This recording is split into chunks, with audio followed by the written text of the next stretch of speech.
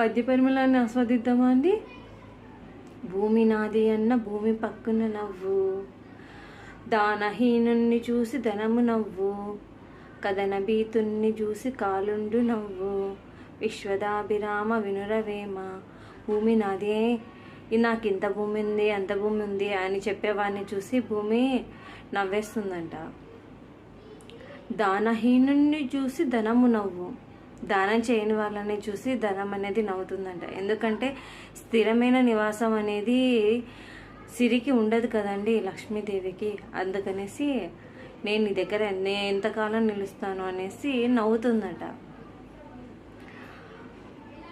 కథన భీతుణ్ణి చూసి కాలుండు నవ్వు అంటే యుద్ధంలో భయపడే వాడిని చూసి యమధర్మరాజు నవ్వుతాడంట. ఎవరికైనా కానీ మరణం అనేది తప్పదు కదా. ఎంత చక్కగా చెప్పారో కదా.